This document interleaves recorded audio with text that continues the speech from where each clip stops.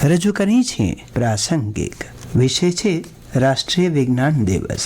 પઠન છે વિરલ રાણાનું, સંપાદન છે પરેશ મારુનું.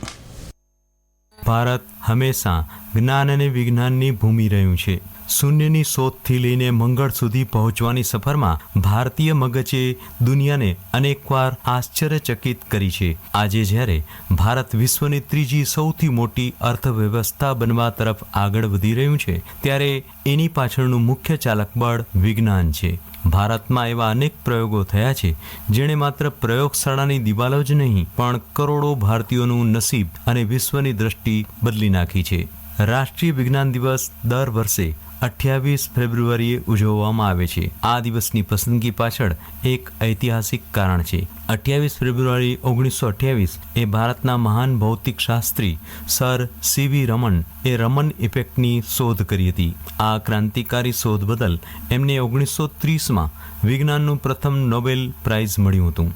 દેશમાં વૈજ્ઞાનિક અભિગમ વધારવા માટે national council for science and technology કોમ્યુનિકેશનની ભલામણ પર ભારત સરકારે 1987થી આ દિવસને રાષ્ટ્રીય વિજ્ઞાન દિવસ તરીકે ઉજવવાનું નક્કી કર્યું.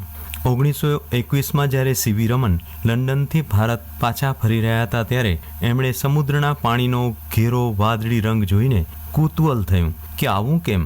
એ સમયે માનવામાં આવતું હતું કે સમુદ્ર આકાશનું પ્રતિબિંબ છે, પણ રમણે આ વાત સ્વીકારી નહીં. 1928માં કોલકાતાની લેબમાં એમણે સાબિત કર્યું કે જ્યારે પ્રકાશ કોઈ પારદર્શક પદાર્થ જેમ કે પાણી કે કાચમાંથી પસાર થાય છે, ત્યારે એનો અમુક ભાગ વિખેરાય છે અને એની તરંગ લંબાઈ બદલાય છે. આ શોધ રમન ઇફેક્ટ તરીકે ઓળખાઈ. આ પ્રયોગે ભારતને વિજ્ઞાન ક્ષેત્રે જગતગુરુ બનાવ્યું અને આજેનો ઉપયોગ એરપોર્ટ પર વિસ્ફોટકો શોધવા માટેના સ્કેનર્સ, દવાઓની ગુણવત્તા તપાસવા તેમજ કેન્સરના કોષોને ઓળખવા માટે થાય છે.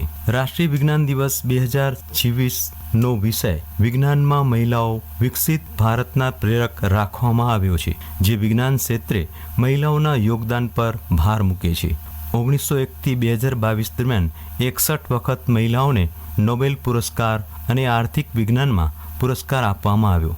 આ થીમનો મુખ્ય હેતુ વિજ્ઞાન, ટેકનોલોજી, એન્જિનિયરિંગ અને ગણિત ક્ષેત્રોમાં મહિલાઓના અમૂલ્ય યોગદાનને સન્માનિત કરવાનો અને 2047 સુધીમાં ભારતને વિકસિત ભારત બનાવવાની દિશામાં તેમની ભૂમિકાને પ્રોત્સાહન આપવાનો છે. વિજ્ઞાનના ક્ષેત્રમાં મહિલાઓએ શરૂઆતથી જ અત્યંત નોંધપાત્ર અને ક્રાંતિકારી પ્રદાન આપ્યું છે. તબીબી વિજ્ઞાનથી લઈને અવકાશ વિજ્ઞાન સુધી ભારતીય અને વૈશ્વિક સ્તરે મહિલા વૈજ્ઞાનિકોએ અનેક અવરોધો પાર કરીને સફળતા મેળવી છે. આનંદીબાઈ જોશી, તેઓ ભારતના પ્રથમ મહિલા ડૉક્ટર હતા, જેમણે તબીબી વિજ્ઞાનના ક્ષેત્રમાં મહિલાઓ માટેના દ્વાર ખોલ્યા હતા. જાનકી અમ્મલ, જાણીતા વનસ્પતિ શાસ્ત્રી, જેમણે શેરડીના સંવર્ધન પર મહત્વનું કાર્ય કર્યું હતું, જેના કારણે ભારત શેરડીના ઉત્પાદનમાં અગ્રેસર બન્યું.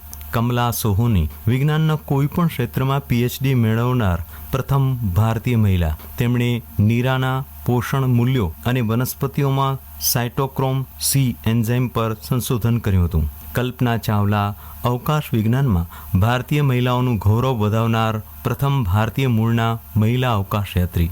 અસીમા ચેટર્જી, રસાયણશાસ્ત્ર ક્ષેત્રે ખાસ કરીને એન્ટી મેલેરિયલ દવાઓના સંશોધનમાં તેમનું મહત્વનું પ્રદાન છે.